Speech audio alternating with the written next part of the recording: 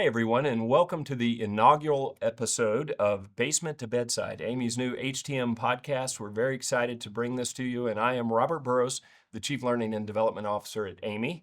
And it is my pleasure to introduce Danielle McGeary, who I think you already all know, but our VP of HTM. Hi, Danielle. Hi, I'm so excited to be here this morning and You, really make this show come to life. you've been wanting to do this for a while, so we're I finally have. here, right? And Yes. we've been doing this at AAMI Exchange live Yep. on the expo floor, and you've been saying we should do this every quarter. What was your thinking? Why are we doing this? I think our show's really gotten a good response and feedback. I think it's very informative. People enjoy it. And I think it's really just a great way to get relevant information out to the HTM community. All right, and we're going to do this once a quarter, Yes. right? And we've got a little structure. Our producer Dan has done a great job prepping us for all of this. So this is our inaugural episode. So we're going to see how the flow goes, but we welcome your feedback on this, things you'd like to see in future segments. And people can reach out to htm@aami.org. Yes, if you have Right. feedback or you want to ask us live questions for future shows, or Okay. maybe you have a really interesting story and you want to be on the show, we'd love to meet you and talk to you. We're all about, process improvement, making things more efficient at hospitals, bright ideas that are going on in HTM departments. So, Yep. And there's going to be opportunities throughout the show. We'll sort of have a few segments here that we'll highlight where we're looking for feedback and where you can get involved. So we'll come back to that again, but htm@aami.org. So I'm going to put my glasses on now. okay. I have no choice, so I won't be able to keep track of everything. But let's start. We're always going to start with a couple of stories. We're going to talk about what's in the news, what's affecting you in the field, right? So we wanted to start with something actually that started at AAMI Exchange, right? We're making a big investment and commitment to the dental side of Yes. HTM. So say a little bit about that. Yeah. So, I think as we announced at the AAMI Exchange, dental is part of HTM. Medical equipment is medical equipment, and dental care is healthcare. And what better way than to really bring the two together and marry them? We often see all these different subsets like radiology, radiation therapy, like those different types of specialties, or laboratory, but dental often gets forgotten and it's very, very important. So, what we're going to be doing is right now, there is currently a dental conference called the Dental Fix Conference that you and I actually went to last year out That's in right. It was Nashville. great. It was a Yeah, great, great show. really good.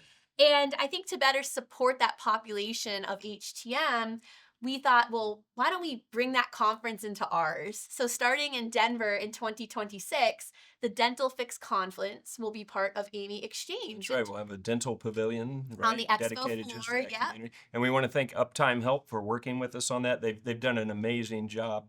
Janesh and Doreen, just growing the show over the years. We went down last year, like you said. Yeah. The energy was unbelievable, and they're big supporters of AAMI, and we of them, and they've agreed to roll that program into ours, and it's going to be fantastic. So. It's going to be great. We have in the pavilion, there's going to be 30 booths set aside for dental vendors. So it will really be your one stop for all things dental, whether it's getting parts, service, new equipment. It's just really going to be great. And long term, we want to put a dental education track in. We really just want to make sure that we're serving all the different subsets of HTM. We're doing a little dental education in the pavilion this year, right? There'll be a Yes. presentations, keynotes, things like that in the pavilion. There will right? be, yep, they'll be in the pavilion. There'll be a stage set up where folks can give short education and really educate. I think it's also a great way for, BMETs, emerging BMETs that are just getting into the field to really see the different pathways within HTM. Right. Because I don't think that, our field is really linear in that sense. You can really go into any subset that you want and specialize. And I think dental is often the forgotten one. Yeah. And it is somewhat the wild, wild west when it comes to regulatory too. I don't know if you remember when we were out in Yeah. Nashville last year, Oh, we were yeah. kind of talking about this with the American Dental Association that, hospitals are governed by CMS. And therefore, they're accredited by the Joint Commission or the DNV on behalf of CMS, Right. these conditions of participation. Right. But the dental offices don't have that same kind of regulation. Right. So I think it's really an opportunity for AAMI to step in and help and really set the bar and use our standards mechanism to really bring some consistency to Right. how we're doing things out there in the And field. that's both on the HTM side and the sterilization side. So Absolutely, much of that sterilization happening in the too. office, right? And so, Yes. and I was really pleased to see because we had the great keynote from Janesh about all of this last year at Exchange, or this year at Exchange, last Exchange. And I wasn't sure how our core HTM audience would take to that. I knew that it was going to benefit the dental community, become a part of the larger community, right, in Yeah, that context, but wasn't sure how they would take, and they really did. they Like the did. interest was Absolutely. through the roof, and Yeah. some of that you said was because we see the scope expanding, more dental practices being acquired by integrated health delivery Yeah. networks, and so they were very interested. So this is a two-way street. This is going to benefit both sides of the community. It really is, and it's an extension, right? And just some data just to throw out there. There's Yeah. 174,000 independent dental practices in the United States right now. And when you think of it, assuming they have about 5 bays each, some may have more, some may have less, that's about 3 million dental medical devices out there, including sterilizers, the chairs, the lights, x-rays, the dental curing units, Panorexes, the CT that kind of scans your jaw. Yeah. There's just so much equipment out there. I had And my first CT scan at the did dentist you? this year. Was I it was shocked. exciting? Did you It enjoy was it? wonderful because I Yeah. didn't have to get a root canal There because you he did the go. CT. So Seeing the power of technology. yeah, I was very pleased with that outcome and shocked. I mean, it was amazing to be able to just walk next door and do a CT scan right in the dental Yeah. office. That was crazy. And I think we're going to see that, right? It's kind of like similar to healthcare where you keep seeing like this technology growing and growing. I think there's more and more opportunity with dental. And when you marry it with, the existing technology and the skill set of the technicians, it's only going to get better. Absolutely. So if you weren't already planning to come to Exchange in Denver Yes. as our next cycle, and I'm sure you were, but if you weren't, now you really should because you can learn all about the dental field and everything that's going on there. And we want to thank Uptime Health again. And I think I said Doreen, didn't I? Yeah, I'm so nervous. Darren. I know Darren. I Yeah. always say it wrong. I She's a lovely lady. apologize. She's Yes, wonderful. she's And I'll tell you what, her passion, when we met her down at the last show, I Yeah. mean, she's been bootstrapping this thing for years and really built it as something special. Yes. I was so pleased because she said, all I want to see is see this grow and survive long term. And so hopefully that's what we're bringing to Yes. it. So I know we're so yeah. proud to do it, and we're so grateful for Uptime Health. They're sponsoring it for the next 4 years, Yep. the Pavilion. So we're very, very grateful. And And they're becoming and an AAMI member, so are they can be becoming an active AAMI in our member. standards development activities. And Yep. and if you are going to be at this year's Dental Fix in a few weeks, Robert and I will be there in Charlotte. So come meet us, and it'll be exciting. We'll be Exactly. keynoting on They Saturday come to meet morning. you. They don't come to meet Oh, I don't know about that. Yeah. All right. So let's see. Okay. So I'm going to So we segue into our next segment here. I'm already off the clock. Dan's sweating. He knows I've already blown it. So, all right. So as I said, we're going to highlight some key stories. One of the things and we highlighted this in AAMI News. One of the interesting stories that it actually happens every year, but it came out recently. And any of the news stories that we reference, you can find on AAMI.org. There's a great news section there. You can also subscribe to the HTM newsletter. So if you haven't done that, I highly recommend it. And how often does that go up? It goes out weekly, and it's free. You do not have to be an AAMI member. Right. You do just have to sign up for an AAMI account to get it, but there's no cost to that. So Okay, perfect. just go on the website, put in your email, create an account. And there's a new website launching in about 4 weeks. Should be looking for the people that are doing that. But Yes. this month it's going to launch, and we're moving AAMI News front and center.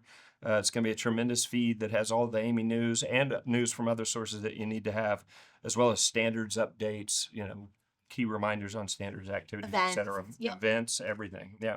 So, but let's get to this story we want to highlight. So ECRI. Yes. Top 10 want to see- hazards for yeah, top 10 2025. hazards, right? They Yeah. put out their list, and it's a pretty interesting list.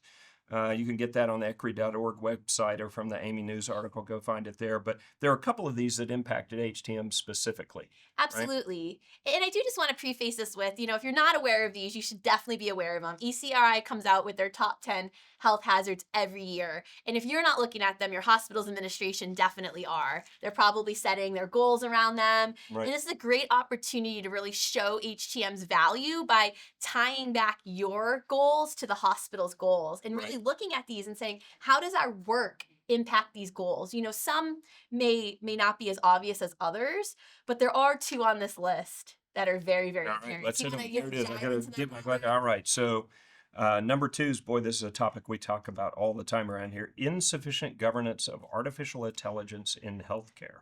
So that's a pretty broad, Very broad. topic, right? And we're doing a lot on that front with standards development, et cetera. But bring it home for HTM. So how does it impact HTM professionals? Yeah, so I mean, I think there's a lot of unknown around AI, and I think different health systems are at different levels with implementing AI. Right. I'll be the first to say that AI is not going to get rid of our jobs. I think it's going to Yep. embellish Change them, right? It's going to change how we work. And I think what we can really do as HTM professionals to really help AI is to really be super cognizant of your equipment assessments. When you're looking at new technology, how does this integrate with the existing infrastructure and information that we have at the hospital? Right. So we need to validate, right? Once we've acquired it, we need to do some validation, performance testing.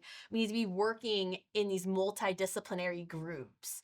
I think we were saying that only like 16% of hospitals have some form of AI governance model, which is really going to have to grow. And I think it's a great opportunity for HTMs to really be at the helm of this, Right. to get ahead of it. We really want some interdisciplinary oversight in the sense that, there are going to be committees. We need a seat at the table. We understand the technology. We may be, validating those algorithms long term. I think there's a lot of fear around, like things like Chat GPT, where it's just generative. It's huge data, right?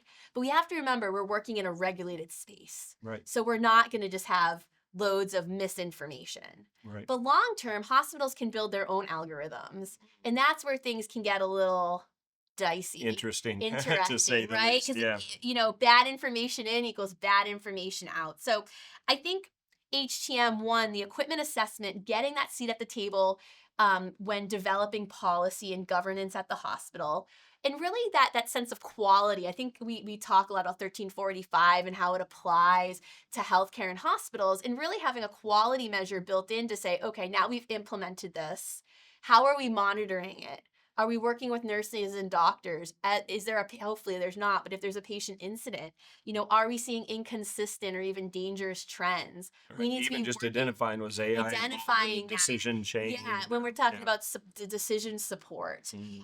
And also we've talked a lot about this predictive AI and predictive maintenance. And that's an important point. I hate the label AI. First Yeah. of all, AI has been around a long time in Mhm. various stages of development, et cetera, but it's such a broad label. It is. I think It one of the really first is. things HTM professionals need to do, one, you need to admit to yourself this is coming. Yes. I've actually heard people say, oh, I don't want to learn about that. I don't want to know about it. You at least need to You be need to conversant. know. Unless you're Yes. retiring next year. Yes. This is going to be Or part next of your week. career, or next week maybe. Yeah, not even next year. It's going to be part of your job. And to be able to be conversant and understand the difference between a large language model, Yep. something that might be embedded in the EHR where docs are transcribing their notes, things like that. Generative AI, good, yeah. Yep. And versus predictive or analytical AI. I mean, there's already AI built in so much radiology, right? so It's been much there. It's just a little stuff. quieter. It's embedded in the tools and process the Yeah. clinicians are using. But I think the first thing people have to do is wrap their head around it. And then start using it in your personal life, just a little bit. Now that means LLMs, so large language models or Yes. generative AI. And you need to know what works and what doesn't work. And if you use it a little bit in your personal life, that helps you understand how it is being applied in the workplace as well. Agreed. And I was at a conference last week and I talked about what it takes to be a leader, right? And part of that is staying ahead of the curve in this emerging tech environment. Things are changing so rapidly. And I asked the room, I said, how many people know the difference between predictive and generative AI? And no one knew that. Yeah, you need So to I know think at the least first that. step is really get educated, learn about it, and be ahead of that curve and in that model. Right. And if you do education on AI, it does count for CEUs because There it you is go. applicable. And So we're you know, doing training we on are that, gonna be doing various training. activities, so folks can come back to that. All right, so the next one, I'm Yes. already over time, but Yes, that's all right. medical error and delay in care resulting from cybersecurity breaches. What's this cybersecurity thing I'm hearing about? I don't know. Have you ever used a computer, Robert? I have. I Yes. do my training every month like I'm supposed to. There you go. So do I. So, and I think that's a great segue, right? Because I think a lot of cybersecurity breaches are people that are uninformed about what's going on, like phishing attempts. Back in Las Vegas, they brought down a whole casino because someone called saying they were tech support, asked them to change their password, and then multiple casinos were down in Las Vegas. It starts with a good, bad actor. Right. And I think AI has enabled the bad actors because It the is. phishing campaigns now are so targeted because they can gather so much information on you and your organization. They're very hard to tell. It used to be It easy, is. typos and all Well- this nonsense, but now it's very hard Well, to even detect a phishing attack. And people like us that are publicly speaking, they can take our voices and make a riff of us. Like, I could be calling you saying, Robert, I'm in trouble. I need money or something, and like it could really Well, sound that's okay as long as they very, send me a check, yes, right? yes, Yeah. as long as Payments Robert should be sent sends to. me No, money. we're not doing that. But that in more seriousness, there's a lot that we can do around the hospital to really make sure devices are secure, right? Making sure you have your equipment in isolated VLANs, segregating them in the network, making sure that unneeded ports are disabled. It always kills me when you go up on a unit and you see like a clinician showing them their vacation photos and their iPhone is plugged into a medical Right. device. Like Right. that just can't happen, Should right? an HTM professional speak up in a moment like that? Is that your Absolutely. role? That is our role. I think it's our role to provide education because, people don't know what they don't know. They might not even realize that Yeah. I remember when I was working at a job in the past, we actually bought little port blockers where you Oh, can't, yeah. and they have to have a key to take them off. And it really stopped people from doing that. So there's some real tactical things you can Yes. do as well. And having a good incident response plan in Mhm. the event that you do have a breach. What is if your whole EHR gets taken down? We're probably going to go to paper, but Right. what bigger plan is that? And how do you know to quickly diagnose what it's affected? Right. Do you have a list of all your networked medical devices somewhere in the IP addresses that Right. they're on? If Hard IT, copy, offline, yeah, cold offline. Yeah, in storage. case you get locked out of your Yeah. computer. Yeah. But, if someone came to you and said, IP address 102.5.6.8 has a virus on it, can you quickly look up where that is and what it is? Without accessing the Without, server. yeah, or even just even if you have an Excel file, because it is so important to respond because you want to get Right. that unplugged very quickly. Um, yeah, and I think the other part is patching, making sure that your devices are up to date. And a lot of that I think comes back to your contractual negotiation at the beginning, Mm. negotiating in updates and patches, making sure to keep things secure. Yeah, there's a lot to it, but I think one of the things about it, why it requires so much attention is, you always weigh risks versus the Yeah. cost of a failure, right? And we saw last year whole network shut down Yes. because of small little gaps that people And took people advantage can of. die if you can't get the care because they're locked out. Absolutely. You can't look at their EHR and see that maybe they have a comorbidity that needs some special type of care because you can't get into their record. Right, So, right. So find that article on AAMI News. That was definitely a good one. You can check out the top 10, and cyber's definitely one of them. Now I want to actually highlight an article that was AAMI News written. That was a article that we wrote about a third party. It's the ECRI and the Institute for Safe Medical Practices, ISMP. yes. So they're part of that. Yes. So look for that. Now let's talk about an AAMI News article that was co-authored by Aaron Sparnan and Dr. Janine Blake. And this was around the challenges with interacting with nursing staff, right? And there were some really good tips in there. Infusion pumps, yes. So specifically around infusion pumps. So let's talk a little bit about this. The article called out sort of what do we have? 4 key areas that where you can run into problems. So the first one, something we're going to do later for a little bit of fun, but these Post-it notes that Yes. I've come to be aware of through you. What on earth? What's that about? Yeah, so I think this is the bane of every HTM professional's existence, right? You get any medical device, not just a pump. Hospitals probably have the most pumps. You see it more Right. frequently on pumps that just says broken. It would be Right. like you showing up to the ER with a sticker on your forehead saying sick. Right. How are they going to diagnose you? What are your symptoms? What is wrong with you? Like, how do they Right, even right, get to right, the right. root of what's going on? And I think, as frustrating as they can be, they are really fun. And I think we'll have some fun later looking at Yeah. them. But I think what really stuck out in this article was really looking at solutions. Right. What's the Yeah, alternative to yeah, the sticker so- that says broken? Yep. So bridging those communication gaps is what it comes down to. We want to look at processes, not people. And this came out of an AAMI Exchange presentation in 2024, where a lot of HTM professionals were saying, nurses need to do this, nurses need to do that. It's the nurse's fault.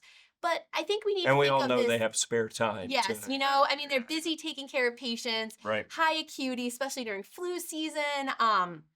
So how do we help them? Right. And I think this is where we talk about those multidisciplinary solutions, working with your key stakeholders and customers to find solutions to the process, not the person. Right. So what they did was they created these cards that would get filled out by the unit secretary. So the nurse or clinician would give the pump to the secretary and they would fill out these cards with more detailed information, and they found that So a that little really hang made a tag, huge. but it has Yeah, sort of exactly. pre-formatted fields. Yeah, Is that common? Do you see that in most hospitals now, or is that still a practice that needs to grow? I think it could grow. I mean, I think not no two hospitals are the same. I mean, I've seen practices like that before, but definitely I don't think hospitals are doing that everywhere. Right. I mean, clearly by the amount of submissions we got for our HTM Right. stickies contest, I think it's still going on. Right. But I think, at the end of the day, I always say nurses don't go into nursing because they love technology. That's not why. They Right. want to help people, and they see the technology as an obstacle at times. Right. And their number one priority is to make sure patients are safe. Right. And the beauty of the hang tag that they created was it had specific fields to fill in. And Yes. Post-it notes a blank slate. Yep. So you're going to get a lot of different answers. You have a specific, what's the problem? It's whatever the details are on Yeah. that card. And like you said, you have a third party filling it out at the nursing station. Yes. You're only going to get the information that you're asking for explicitly. So that's a great practice. So let's look at a couple others real quick.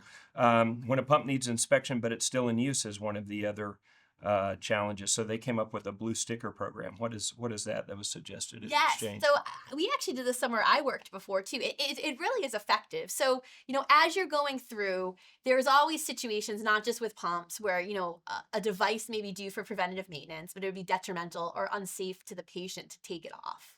Okay. So, but you still need to attempt to PM that pump. So what they were doing was rounding. They were going through and finding these pumps that were due, let's say pump month is April, and they would put a blue sticker on it.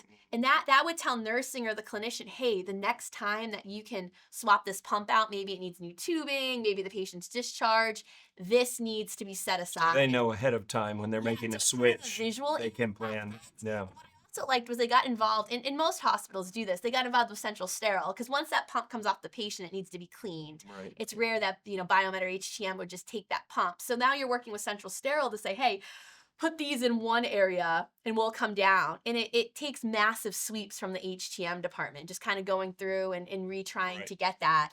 Now, in AAMI also has a good resource for this. We have our PM compliance and maintenance guide that's free to all members. It talks about what to do in these types of situations, because we know one thing is that 100% PM completion is required, but 100% PM compliance versus 100% PM completion are different things.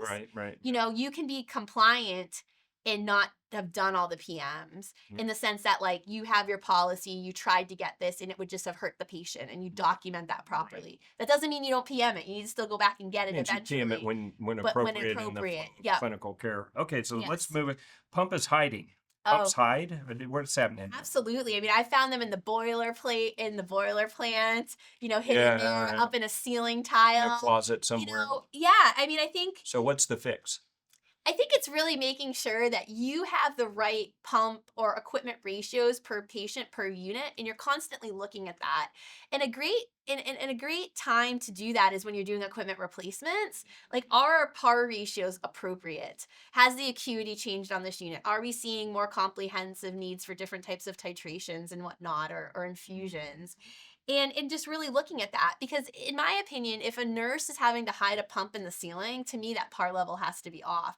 If it's that, So they're hiding them so that they have them when they need them? yes, It's intentional. yes. Oh, that's interesting. Why else would they put it in a ceiling? Well, I don't know. tile? You're busy and you're like, just stick In this a ceiling somewhere, right? tile? They That's actually a put them lot in. of Oh noise. my God. All right, now I'm getting nervous. All right, let's go to the last when an incident occurs. But this is interesting. The disposable. So something happens. Yep. But in the flow of patient care, that unit's removed, new units brought in, whatever, and they get rid of all the disposals. They disconnect everything Yeah. and give you just a base unit. Yeah. What's the problem with that? So you can't do a full investigation of the incident if you don't have everything Right. as how that device was working at that time. Right. And a lot of that goes back to education. I used to go to every orientation at the hospital and talk about what to do when there's a patient incident. Mm. When you sequester the device, that means all of the accessories, everything that was connected to it. Right. Because if the issue was in the tubing, we'll never figure that out if the tubing was discarded. Right. So it's important to keep as much evidence as possible. And I think, if a patient, let's just say a patient was overinfused and expired, they're just trying to figure out what to do. I'm sure it's awful to have that happen if that's your patient. Oh, sure. And a lot of times I think, they just rip everything off, and they aren't really thinking of that. So I think it's just really Reminds me getting of the other sort of grounding high risk education. environments I've been in where the key is to come up with simple messaging. Don't touch whatever it Yes. is, right? And drill that and drill that and drill that, because in drill that it. moment of crisis, you're going to respond in the way that you've been trained to respond. And the only thing that works is simple. So Exactly. don't touch it, don't tear it Yes. down, whatever the right message is, that needs to be And training them from communicated day one, starting over at and that over. orientation. Yeah. All right, so go find, there's more details in the AAMI news article. Go find that on AAMI.org and look for all the most recent articles. And once again, sign up for the newsletter coming out weekly that'll capture all that other stuff. So we are actually going to move into a new segment of the show. They're all new, I guess it's the first show. There we The go. next segment of the show, where we're going to bring guests into the studio. If you'd like to be a guest on future episodes, let us know.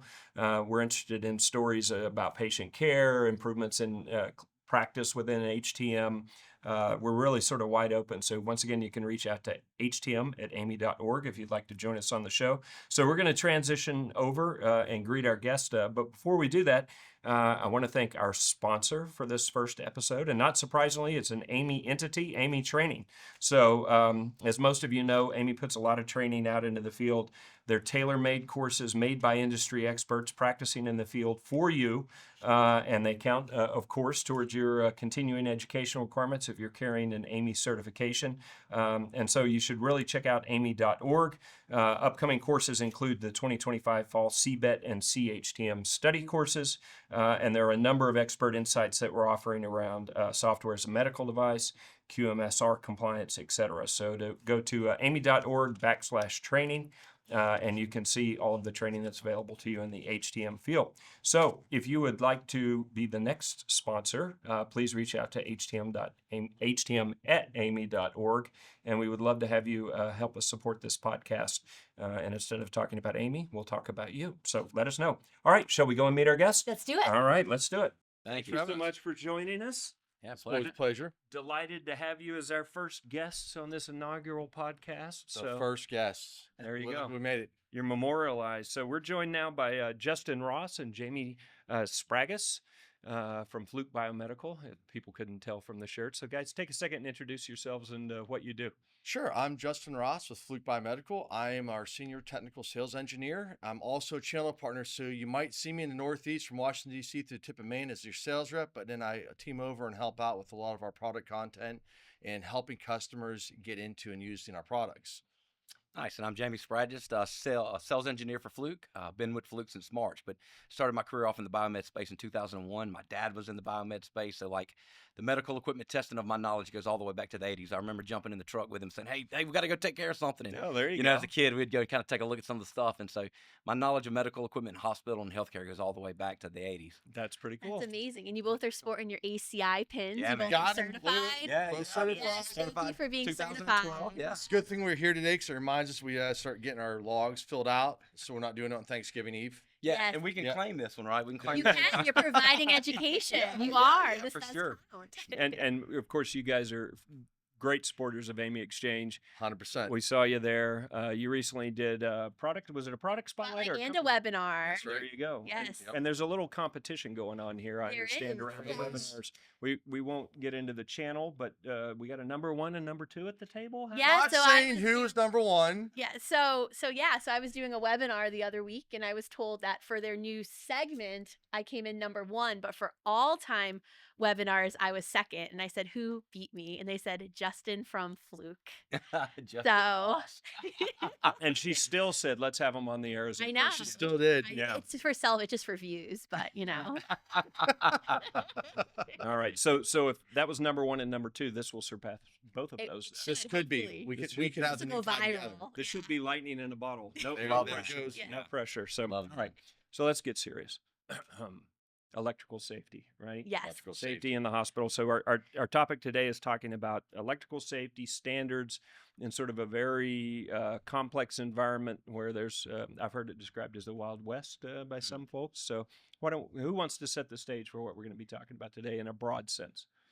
Yeah, I mean, I think, the reason why you guys are here today is, we always want to give some educational tidbits out to the field, how we can make hospitals safer, how we can make BMETs jobs easier, and just really understanding why all of this is important and how it ties back to standards. Yeah.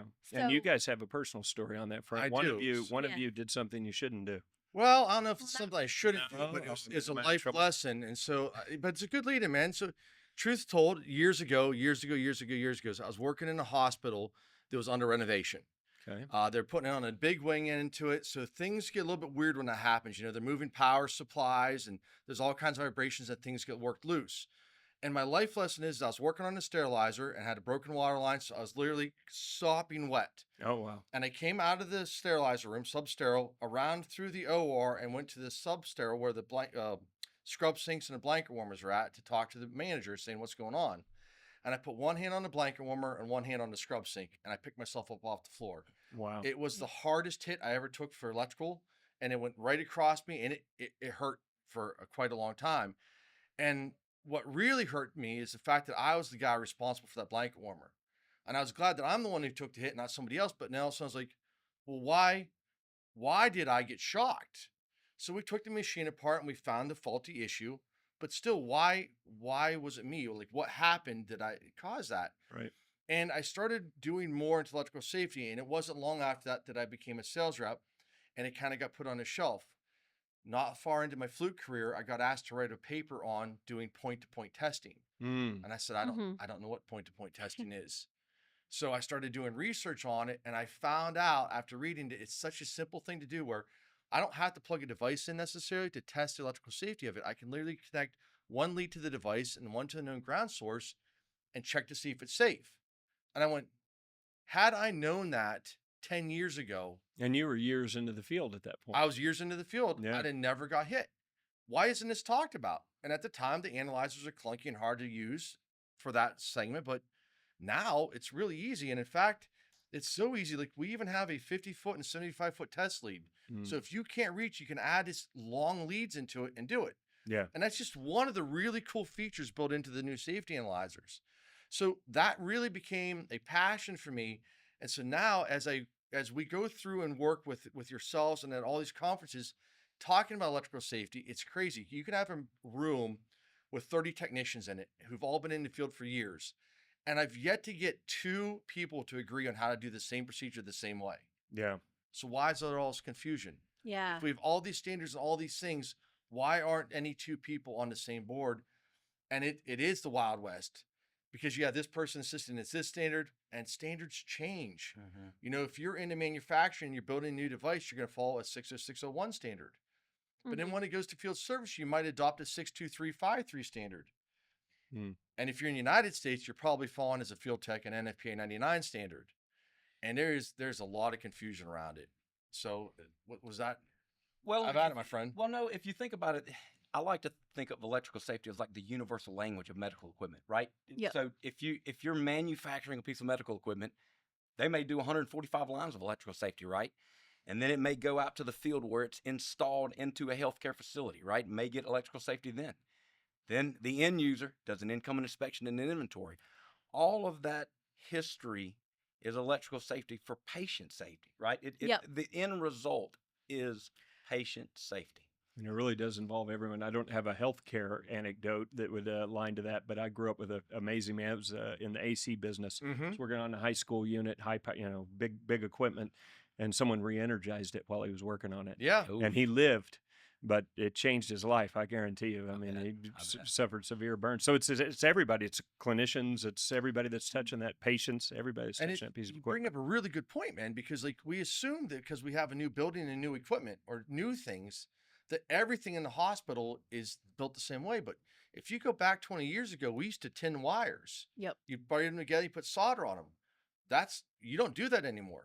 But it's But still that in the doesn't mean hospital. It's not there. That doesn't Right. mean it's Yeah. still in the Exactly. hospital. And you Yeah. got a new wing that's tied into the old wing, which was tied into the really old wing, Which is common nowadays. which Yep. is common nowadays. So you actually might have very complex electrical safety issues that you might not know or your Right. ground pass. So yeah, it definitely is the Wild West. So let's So- bring this home to what we were talking about earlier, standards and how they apply to this and how they fit together. And you guys have brought some equipment that tie in standards, et cetera. How do you want to bridge this? And what's the solution, Danielle? So I think you brought a really nice analyzer, and We did. I think we should kind of give a tip or trick to the BMETs out there. How can we help them? So let's talk about this point to point testing. Is that something that you can It kind of? is, and you might have seen if you're at AAMI, you will have saw that we had this analyzer there, one that looked very similar to this. But this is something that just came out here a few weeks ago. We took that ESA 710 that you saw, Yep. which is an NFPA only standard, and this one has the NFPA in it, as well as the IEC 60601 standard and the 62353 and some European standards. So for the technicians who are moving across these different parameters, and there are techs out there who say they follow the OEM spec. If that OEM spec's calling out 62353, you might need to have that standard to follow it. So in this analyzer, we can go into the setup and quickly see that it has all the different standards listed in it. And this is all preloaded. They don't have to go in and do anything, correct? They don't have to do One-stop anything. shop. There you No matter go. what the standard, no matter what the modality, no matter what the industry is, It's that's there. ready It's to in. go. That's amazing. Yeah. And it changes the terminology. So there's similar tests in all the different standards, like ground bond testing versus earth leakage. They're similar tests, just different names. This changes so it has the correct name for you, as well as the correct patient load for you. Not only that, but we upped it one more time. In this analyzer is capable of doing 120 volt as well as 220 volts. So if you have any of the old treadmills, centrifuges, lab devices, all those things, you can plug it in and do those 220 volt units and select the appropriate voltage. And this, we got a call here recently where we had a customer say, "Hey, listen, my analyzer's yelling at me, says it doesn't want to advance." Turns out they had a low voltage scenario, and the analyzer said, "We got a problem," Right. and it called something that would probably gone undetected. Wow. So now you're point to point, 100%. We can go right back into our manual mode, and we can get the manual measurements. And here are all the tests that you're familiar with all the analyzers. But one big advantage is when you select point to point, you're now going to see we have 2 ports lit up, and it's going to help direct you to which ports to use and give you guidance like, hey, you just put in a new cable. You need to zero out that lead. Yep. So it's really going to reduce So that human error. so the devices now, especially your device, are capable of really sort of ensuring that electrical safety by walking people through step by step. They're intelligent machines now. Mm-hmm. Let's close out with a general sort of tip. What would be, from any of you, your advice to folks that are working in the field, with or without this unit? What do they need? What do you pause and think about that moment before you start working on a piece of equipment? Is there a tip or a trick or a reference to a standard, or what would you share with folks as a key takeaway? In addition to having a great device. Other than having a great device that might even do something like print out your biomed sticker when you're done. Sorry, I had to throw that in there. There you go. But Fair enough. anywho, Let's just say in general, they don't have a Fluke analyzer. so They're a competitor's house or whatever. here's what my would you big tell them? thing is actually look at your environmental care standards. Mhm. Every facility has them. If you're the VA, if you're a hospital, even if you're an OEM and you're building a device, you have a set of standards. Do you know what your own rules are, first of all? And then do you know what your local codes are, second? And last but not least, has anyone actually looked in the manual to see what you're supposed to be doing?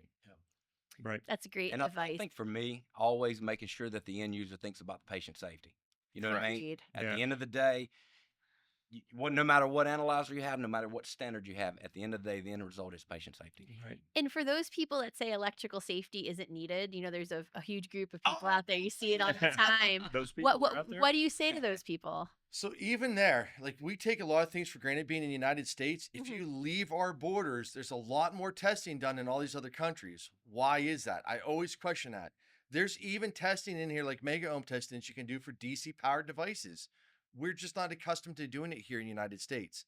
And everybody says, yeah, but you have to have so many levels of failures to have a patient incident. You're right.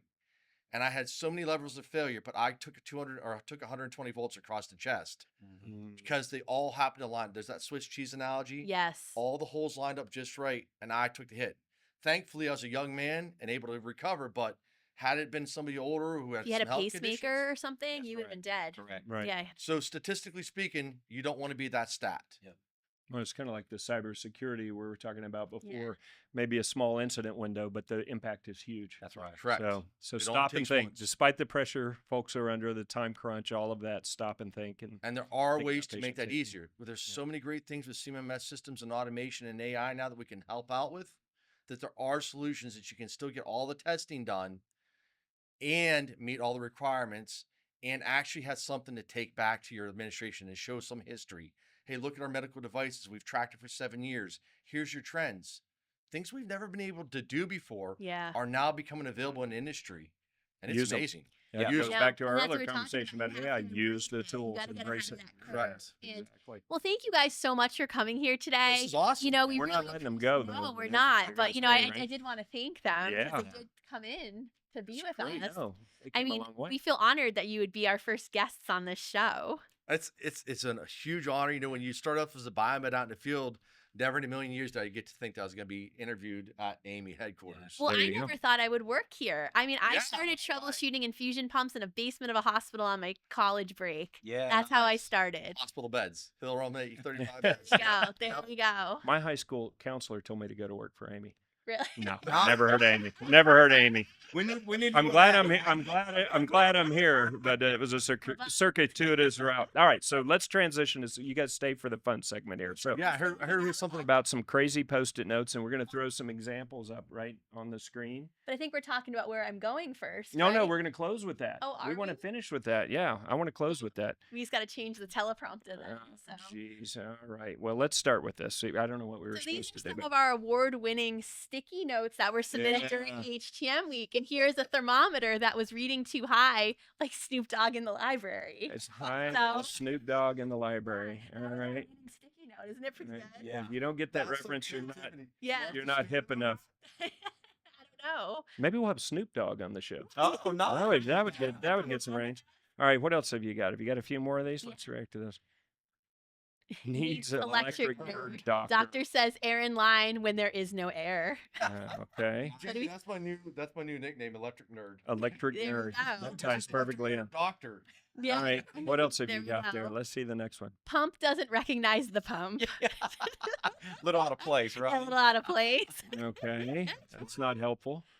What's next? Do we have one more? Demonic sounds. Demonic sounds. Wow. I didn't And they're see that. actually using the tag here. Yeah. So we were talking about this in an earlier segment. You know, don't just give them a Post-it note. There's a name and a date on it too. What's that about? That's actually better than not. But Yeah. demonic sounds is probably, I guess that's descriptive. I can see that at 2:00 in the morning. Everything's Okay, here's the last one. What do we have? Patient through vent across room. Oh, that was probably one of my family members. Not and it knocked it over. We're not good patients in my family. Yeah. That was And you probably know, my and, son. and that's hard to throw because you think of all like the connection points Yeah. and everything. I didn't even think about that. Was it on a And- and patient when they did it? Yeah, you really have to take a deep breath before you do that. You know, you're like, And it's fucking the wall, right? It's not Yeah. supposed to be able to be pulled Wow. out. So I mean, Hold your breath, Dad. yeah. all right. So there's more of these, and are we still going to do? We can't go through all of them, but are we still going to do this again each year? Or Yeah, What are I we mean, this is thinking? our HTM week competition. Okay. So we've done a couple different competitions over the years. We normally do the biomed stickies because as we see, Yeah, we get a that's lot fun. of great submissions, and I think we'll review them each time on the show. But one year we also did in Hollywood, seeing medical devices misused. So we got some really great submissions one year about on one of the TV shows saying like, oh, that monitor's just in demo mode, and you could tell that it was not actually really running any really KGs on it, and only things that like we would notice. So yeah, we always try to do some really fun different competitions to bring out the fun of our jobs and help spread awareness. Yeah. so when that comes back around, htm@amy.org, and we're Yeah. going to call for submissions on that, and I'll put a Yes. plug in again. And, Oh, go ahead. and even Reddit stories. So I was going Oh, through boy. Reddit the other day. I have a great Yeah. story to share. You know, we want to have live questions on air. A Yeah. lot of questions about the CBET and CEUs if you go, and they're all anonymous. And one person shared a great story about that they were working at an outpatient facility, and a nurse brought her cat in as kind of like a support animal, and then they ended up losing the cat, and and they looked everywhere, and the biomed found it in the radiant warmer. Well, of course. Trying to keep warm. Typical cat Still alive. behavior. Try How to be. radiant. Yeah, how But- warm and but if how you have a radiant. great Yeah. story like that, and you want to come share it on air, we want to hear it. So. Yeah, what we're going to add is we are going to add chat at some Yeah. point, and we can patch guests in remotely. So if you're willing to share your story on the air, shoot an email to htm@aami.org, and you may be a guest on the show going forward. So one thing we're going to do, so now we're going to close with this because people Yes. want to see you in person. You're wonderful on camera, but people want to I see you in hope so. person. We'll see. So we're going to, what's the name of the little segment? Where in the world is Carmen Sandiego, right? Yes. So we're going to do Where in the World is Danielle McGeary? There we go. Because this woman is on the road constantly. So where have you been? Let's start with that. Talk a little bit where you've been in the last Yeah, quarter. so if you look on the screen, you can see this is an app called Flightly. If you Okay. travel a lot, I highly recommend it. You can put in all your flights and it shows you where you go. So Right. I have been to a lot of different regional HTM events. I was at the HTMA Ohio event last winter. I was at the MD Expo in Mohegan Sun in Connecticut. Okay. Let's see. You were just in the mountains somewhere. Where were you? I was out in Cherokee, North Carolina for the Okay. North Carolina Biomed Association. If anyone is going there, just beware. You have to drive over a mountain, and it's like literally, it's like a roller coaster, and you kind of do like a 360. You But it was can't worth see. it when you got there. Yeah, I definitely needed to decompress when I arrived. There was another guy in the lobby also saying that he had white knuckles, so I kind of felt better that I wasn't just being wimpy. You definitely don't have hills like that in Boston. So, Are you from Boston? I couldn't tell. I am Yeah. surprised. All right, so let's talk Um, about where you're going, though. So you've been so- lots of places. Well, do you have stats? So how I many do. flights have you So done? I've done 26 flights so far this year. I've flown over 16,000 miles. The amount of time I've spent in the air has been 2 days and 3 hours. I've been through 12 airports.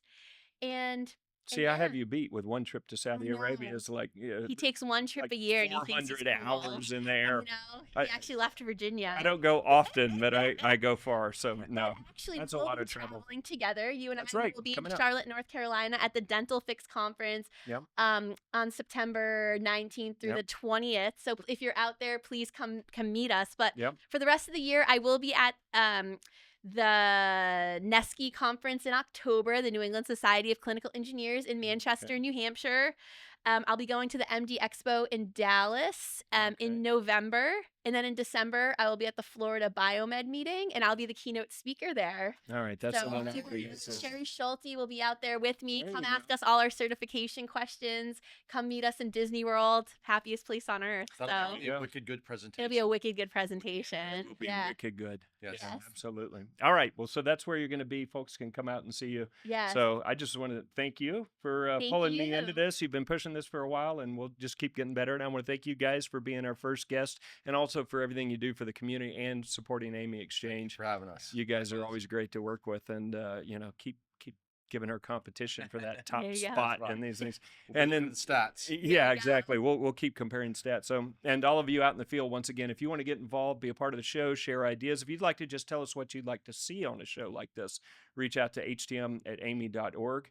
Danielle sees all of those, Yes. and we will take your ideas and suggestions and incorporate them. And when are we doing our next show? We'll be December. in December. Early December, we will be Okay. filming again. We'll have another live live guest in studio, and we're Great. just going to keep doing it. All right. So- And if you're interested in sponsoring that one, let us know. And otherwise, please be safe in the field as we talked about and keep thinking about that patient safety. And we'll see you next time.